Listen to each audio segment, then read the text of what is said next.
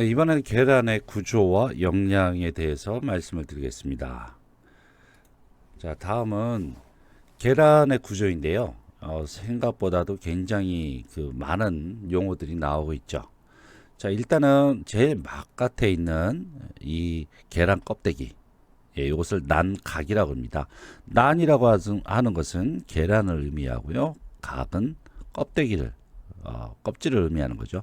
난각. 네, 그 다음에 난각 밑에는 막이 있어요. 막. 그래서 이 막이 두 개의 막으로 되어 있죠. 하나, 둘 이렇게 되어 있죠. 그래서 외난각막, 그 다음에 내난각막이 있습니다. 내난각막은 이렇게 같이 이렇게 흘러가다가 여기에서 이렇게 휘어져 있죠. 예, 요 휘어져 있는 요 공간을 기실, 공기방이라는 뜻이에요. 공기의 방. 그리고 계란 밑, 그리고 계란의 한쪽 부분이 이렇게 둔탁하게 되어 있죠. 자, 그 다음에 이제 하얀 그 남백이 있습니다. 그쵸? 남백. 이 남백은, 외수양 남백, 그 다음에 내수양 남백, 그리고 농후 남백, 이렇게 세 가지로 구성이 되어 있습니다. 외수양 남백, 내수양 남백, 농후남백. 이 수양이라고 하는 것은 물과 같은 모양의 남백이다, 그렇게 얘기를 하는 것이죠. 그래서 외수양은 바깥쪽에 있는 물과 같은 남백, 그리고 내수양 남백은 그 안쪽에 있는 물과 같은 모양의 남백, 그리고 농후남백은 진한 남백, 그렇게 얘기합니다. 진한 남백, 그쵸? 그 다음에 남백을 여러분이 계란을 깨서 뭐 요리를 하려고 할 때 보면은 이 알끈이 나오죠. 알끈. 이 알끈은 이렇게 돌아가 있는 그런 나선형으로 이렇게 되어 있는데, 이것을 갖다가 알끈 혹은 카테라, 그렇게 얘기를 합니다. 자, 그리고 계란을 보시게 되면은 진한 노란색이 되어 있는 부분, 점 같은 것이 있는데요. 그것이 난황배아라고 얘기를 하고요. 그 다음에 노랑자, 이렇게 여기에서 마치 플라스크가 거꾸로 이렇게 뒤집혀져 있는 그런 모양으로 나오는데, 이것을 라테브라라고 얘기를 합니다. 그리고 이 그 노란자도 이렇게 가만히 보면은 황색으로만 되어 있는 것과 백색 이렇게 섞여져 있는데, 백색은 잘 눈에 이렇게 육안으로 보이기 잘 힘든데요. 그래서 황색, 난황, 백색, 난황, 그렇게 되어 있고, 이 난황을 둘러싸고 있는 막을 난황막이라고 얘기를 합니다. 네, 이렇게 달걀의 계란의 구조를 한번 살펴봤고요. 이 난각은 바깥에 있는 난각과 이제 그 안에 있는 난각의 모양을 어, 광학 현미경보다도 더 센 그런 전자 현미경으로 이렇게 촬영한 그런 논문이 여기에 있어서 그 사진을 실어봤습니다. 자, 요것은 이 바깥쪽에서 찍은 사진인데요. 시간이 지날수록 A에서부터 F로 갈 때 시간이 지날수록 이와 같이 난각의 모양이 처음엔 치밀했다가 전차적으로 이렇게 구멍이 많이 생겨지는 그런 모습을 볼 수가 있죠. 이 알껍데기 난각, 이 난각막은 난각과 이 바깥에 있는 난각, 딱딱한 난각이 있고, 그 밑에는 막이 있습니다. 이 달걀 무게의 한 9에서부터 12%를 차지하고 있고요. 다수의 기공이 있습니다. 색은 흰색이 가장 흔하고, 그 다음에 여러분도 알다시피 이렇게 갈색 같은 것들이 있는데, 갈색 색소는, 이 갈색을 이루고 있는 색소는 우포빈이라고 하는 그러한 색소에 기인한다고 합니다. 두께는 한 0.35mm 정도니까 굉장히 얇은 그러한 각인데, 두께인데, 이것을 예단부라고 그러고요. 이 뾰족한 부분을 예단부라고 그러고, 이것을 둔단부라고 얘기를 합니다. 둔단부. 그래서 두께를 보면 예단부가 둔단부보다 더 두꺼운 편이고요. 이 껍데기에는 그 공기구멍이 한 7,500개 정도의 공기구멍이 있다고 합니다. 이 공기구멍의 목적은 산소 공급의 역할을 하면서 또 이 막이 그 산소를 통과는 시키지만 세균은 통과하지 않도록 이렇게 막아주는 역할을 하죠. 이 난각막은 이제 그 아까 얘기했듯이 두 개의 막으로 되어 있고요. 어, 그 여러분 이제 계란 삶고서 계란은 껍질을 깐 다음에 보시게 되면 그 얇은 하얀 그런 필름 같은 것이 나오죠. 이것이 이제 난각막입니다. 근데 이게 우리 눈에는 이 난각막이 한 층으로만 보이지만 사실은 두 층으로 되어 있고요. 아까와 같이 한 층은 껍데기에 붙어 있고 그 나머지 층은 내부하고 붙어 있는데 그 기단 그러니까 그 기실 있죠, 기실 부분에서 서로 간에 이렇게 갈라지게 됩니다. 그래서 보시게 되면은 기실 부분에서 막이 하나 붙어 있고 또 난각 쪽 안쪽으로 막이 하나 붙어 있고 그렇게 돼 있죠. 자, 이것은 계란의 난각에서 밑에서 찍은 부분입니다. 훨씬 더 성긴 모양을 볼 수가 있죠. 네. 이것도 역시 시간이 지나갈수록 점점 그 치밀함이 떨어지는 것을 볼 수가 있습니다.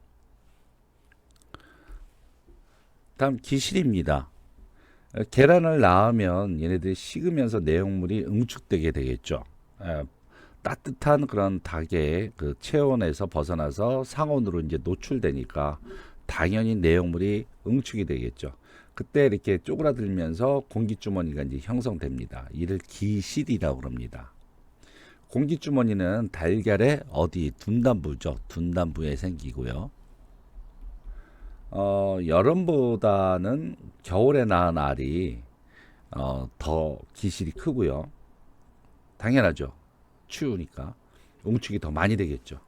그리고 또 알이 오래될수록 그림과 같이 공기주머니가 커집니다. 그래서 7일 저장, 14일 저장, 18일 경과함에 따라서 이 기실이 점점 커지는 거죠.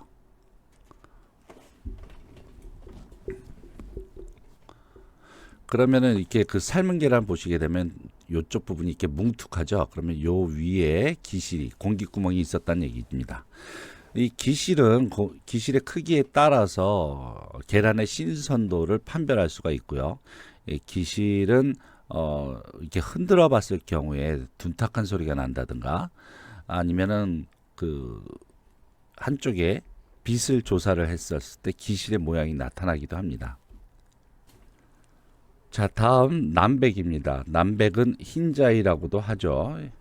요것은 세 개의 부분으로 구분되어져 있는데 난항 바로 주위에 있는 내수양 남백, 그 위에 점성이 높은 농후 남백, 그리고 바깥쪽에 있는 외수양 남백 이렇게 세 개로 되어 있습니다. 여기 보시게 되면 계란을 까시고 보면 이렇게 남백이 다 똑같은 것이 아니라 아주 굵게 점성이 흐르는 부분, 요것이 이제 농후 남백이라고 얘기를 할 수가 있겠습니다. 바깥 부분이 외수양 남백이고요. 그런데 조성이 서로 다르기 때문에 이 친구들이 변성되어지는 속도도 서로 간에 다릅니다. 그 다음에 알끈이라고 하는 것은 칼라자라고 얘기를 하는데 노른자의 양쪽 끝에 붙어 있어요. 노른자의 양쪽 끝에 이와 같이 연결이 되어 있는데 얘네들이 이렇게 끈이 이렇게 꼬여져 있는 그런 이유는 원래는 얘네들이 이렇게 돌면서 이렇게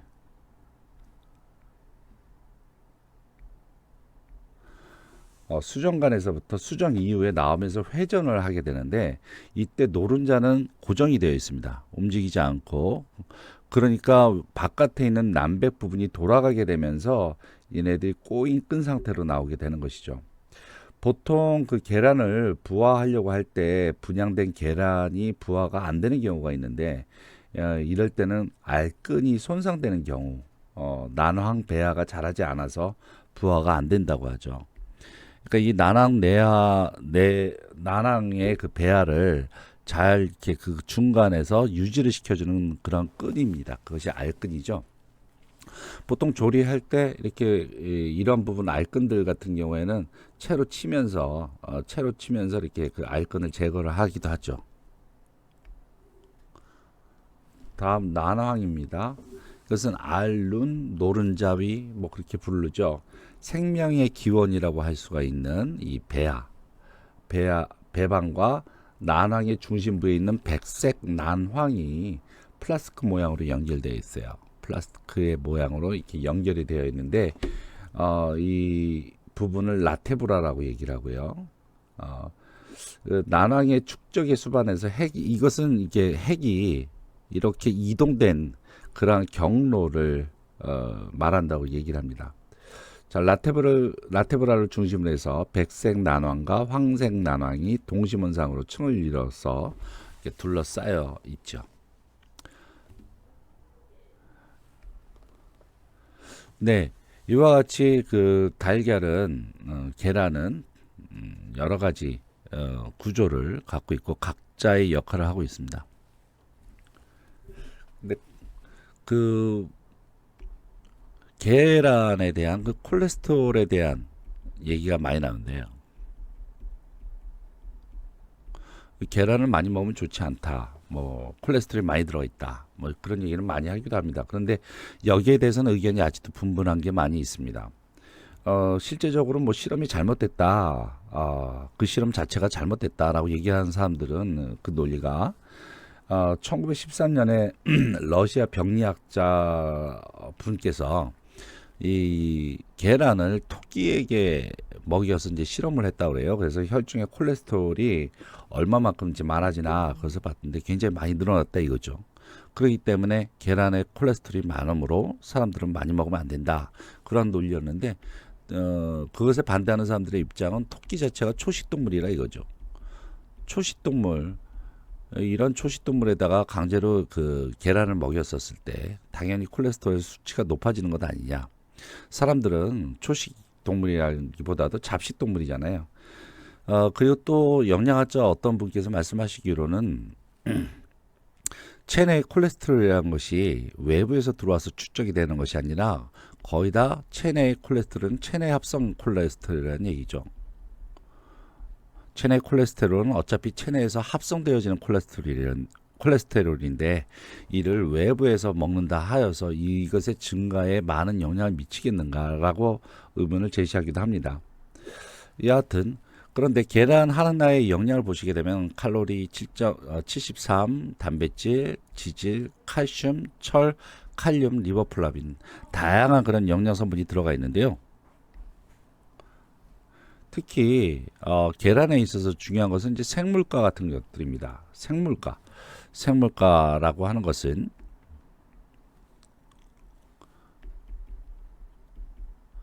이 생물가는 biological